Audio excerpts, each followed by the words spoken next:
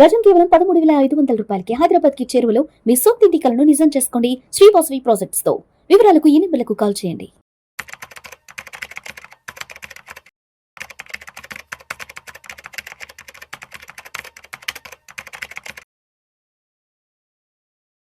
నమస్తే, welcome to Vishnu talks. నేను విష్ణు. ప్రస్తుతం నాతో పాటు certified financial planner and certified wealth manager Madhavi Reddy గారు ఉన్నారు. మేడం గారితో మాట్లాడదాం.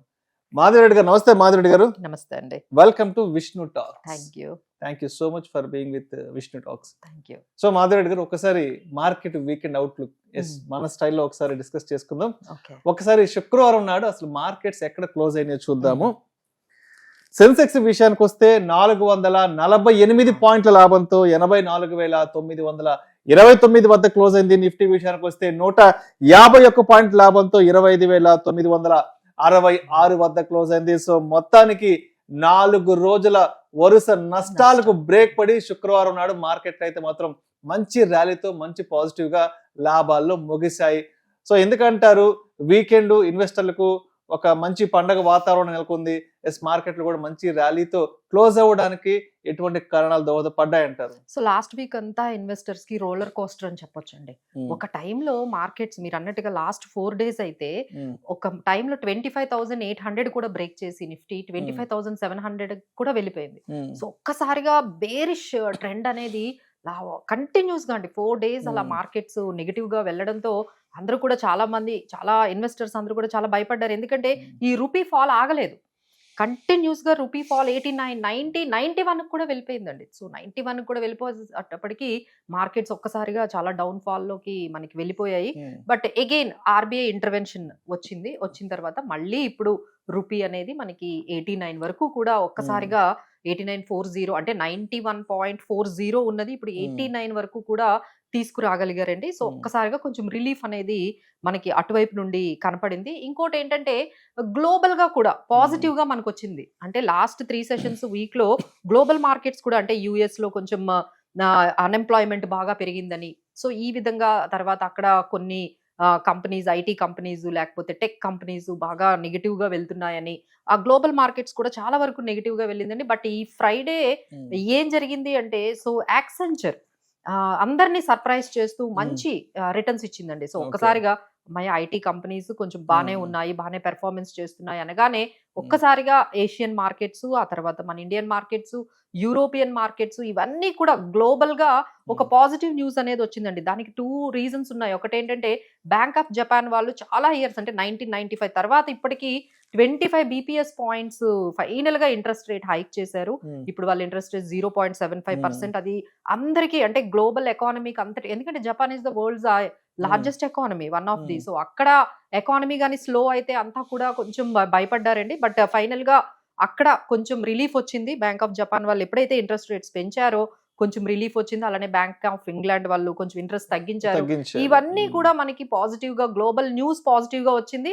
అలానే మన డొమెస్టిక్ గా ఈ రూపీ కూడా కొంచెం ఆర్బీఐ ఇంటర్వెన్షన్ తో పాజిటివ్ గా వెళ్ళడం వల్ల మనకి ఈ విధంగా మనకి ఫ్రైడే రోజు మళ్ళీ ఆల్మోస్ట్ 26,000 వరకు వెళ్ళారు. అండ్ అదే విధంగా ఒక్కసారి అసలు శుక్రవారం నాడు ఎఫ్ఐల పార్టిసిపేషన్ ఎలా ఉంది అండ్ డిఐల పార్టిసిపేషన్ ఎలా ఉంది? ఎందుకంటే ఆల్మోస్ట్ గత కొద్ది నెలలుగా ఎఫ్ఐలు అయితే మొత్తం ఎప్పటికప్పుడు సెల్ ఆఫ్ చేసుకుని మన మార్కెట్లకు దూరంగా వెళ్ళిపోతున్నారు.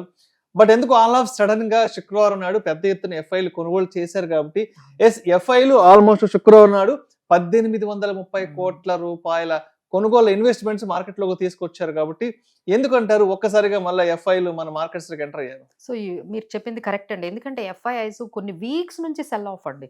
అసలు అంటే ఈ లాస్ట్ 2 sessions మనకి ఈ థర్స్డే ఫ్రైడే రోజే కొంచెం క్యాష్ సెగ్మెంట్ లో కొంచెం బయింగ్ అనేది కనిపించింది. దానికి major reason could be valuations చాలా అట్రాక్టివ్ గా మన ఇండియన్ మార్కెట్స్ లో, అంటే మిగతా కంట్రీస్ తో కంపేర్ చేసుకుంటే ఇండియన్ వాల్యుయేషన్స్ బాగున్నాయి. ఎందుకంటే సార్ మనకి లాస్ట్ 1 year లో 2025 లో అండర్ పెర్ఫార్మింగ్ స్టాక్ మార్కెట్ అంటే మనదే. ఇండియన్ స్టాక్ మార్కెటే చాలా అండర్ పెర్ఫార్మ్డ్ అనమాట. మిగతా ఏ కంట్రీలో ఏ స్టాక్ ఎక్స్చేంజ్ మీరు తీసుకున్నా చాలా హైలో ఉంది.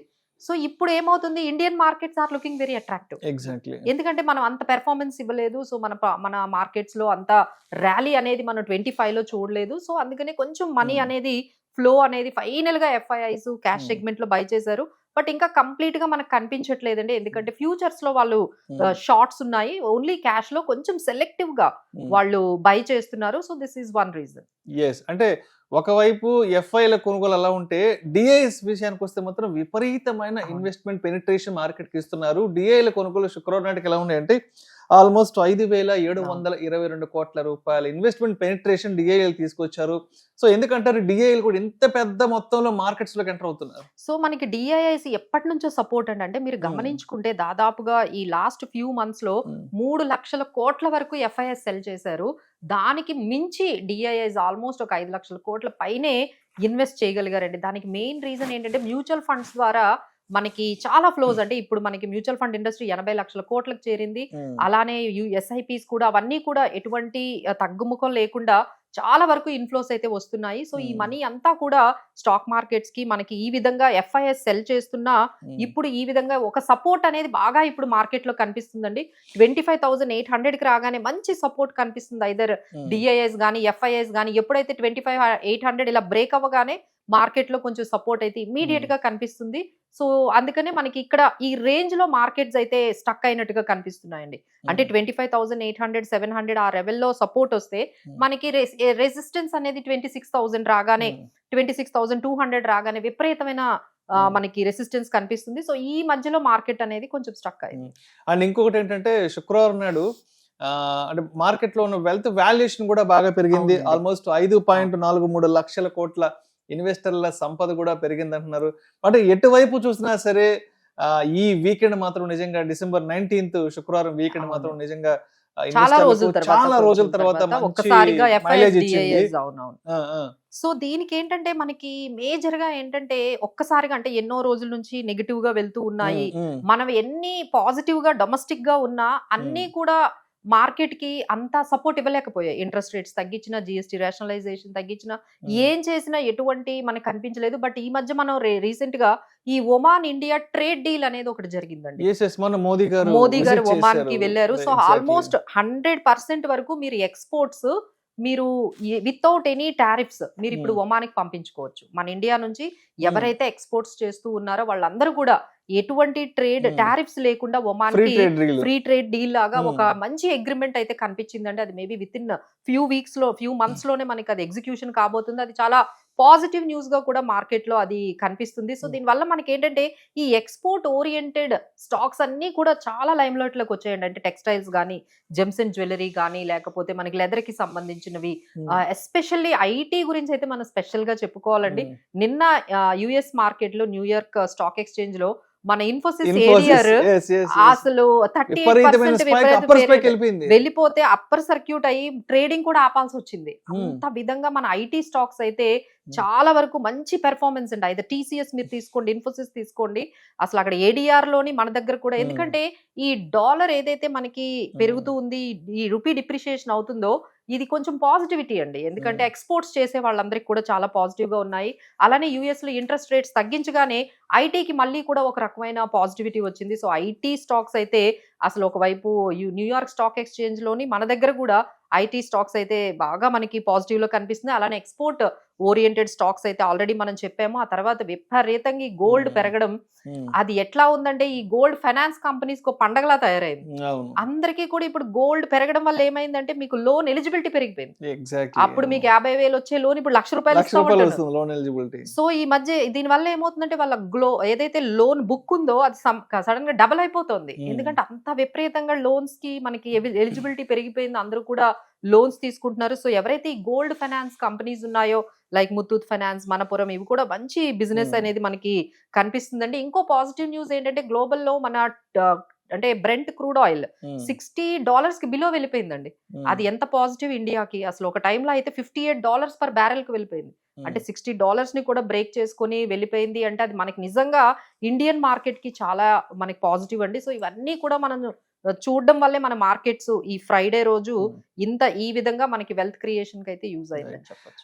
అయితే అంటే ఇప్పటి వరకు మనం ఫండమెంటల్ గా మార్కెట్స్ కి కలిసి వచ్చిన అంశాల గురించి మాట్లాడుకున్నాం. అండ్ టెక్నికల్ గా చార్ట్ ప్యాటర్న్స్ ఏం చెప్తున్నాయి, అండ్ అదే విధంగా సపోర్ట్ అండ్ రెసిస్టెన్స్ లెవెల్స్ ఉన్నాయి? అసలు టెక్నికల్ గా మార్కెట్ కి ఎటువంటి సపోర్ట్ ఉంది? సో టెక్నికల్ గా అయితే ఎప్పుడైతే మార్కెట్స్ 25,750 అంటే 25,800 బ్రేక్ చేసి 750-700 రేంజ్ కి రాగానే మంచి సపోర్ట్ అయితే చాలా వరకు అండి, ఎన్నిసార్లు ఆ రేంజ్ కి వచ్చినా అక్కడ నుంచి సపోర్ట్ తీసుకెళ్తుంది. అలానే 26,000 దగ్గరికి రాగానే కొంచెం సెల్లింగ్ ప్రెషర్ గానీ 26,200 రాగానే విపరీతమైన కొంచెం ప్రాఫిట్ బుకింగ్ మనం చెప్పొచ్చు, ప్రాఫిట్ బుకింగ్ గానీ అది కనిపిస్తుంది. సో ఈ విధంగా మార్కెట్స్ ఒక 400-500 పాయింట్స్ మధ్యలో, అంటే ఒకవైపు 25,600 నుంచి 26,000, సో ఈ మధ్యలో కొంచెం కన్సాలిడేట్ అవుతూ ఉన్నాయండి. సో ఈ బ్రేక్అవుట్ అయ్యి మనం ఆల్ టైమ్ హైని వెళ్ళి అక్కడ మార్కెట్స్ అవ్వాలి అంటే maybe we have to wait for either US India trade deal అయినా మనకి కంప్లీట్ అవ్వాలి, లేదు అంటే మనకి ఈ బడ్జెట్ లో వచ్చే అంశాల బట్టి ఇంతవరకు మార్కెట్స్ అయితే ఈ మంత్ అయితే మనం ఇంకా ఎక్కువ ఎక్స్పెక్ట్ చేయలేమండి, ఎందుకంటే అందరూ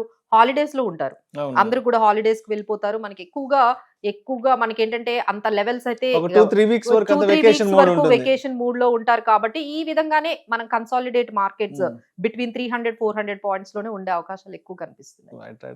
సో అయితే అంటే ఇప్పటి వరకు ఉన్నటువంటి మార్కెట్ సినారియోని దృష్టిలో ఉంచుకొని మన రాడార్ లో ఉంచుకోవాల్సిన స్టాక్స్ ఏమైనా ఉన్నాయి ఇప్పుడు? సో అదే మనం చెప్పాం కదండి, ఫస్ట్ మనకి ఐటీ ప్యాక్ లో తీసుకుంటే టీసీఎస్, ఇన్ఫోసిస్ ఇలాంటివి, మన పర్సిస్టెంట్ సిస్టమ్స్ ఇలాంటివి మనం తీసుకోవచ్చు. బ్యాంకింగ్ అండ్ ఫైనాన్షియల్ సర్వీసెస్ లో కూడా మనకి ఐసిఐసిఐ బ్యాంక్, ఆ తర్వాత మనకి బజాజ్ ఇలాంటివి మనకి పాజిటివ్ గా కనిపిస్తున్నాయి. ఆ తర్వాత మనకి మెటల్స్ బాగా పాజిటివ్, అంటే ఆల్ ఓవర్ ద వరల్డ్ లో మెటల్స్ ఒక్కసారిగా ర్యాలీ అండి. మీరు సిల్వర్ తీసుకోండి, జింక్, కాపర్, మీరు ఏ మెటల్ తీసుకున్నా అన్ని మెటల్స్ పెరుగుతున్నాయి ఒక్కసారిగా.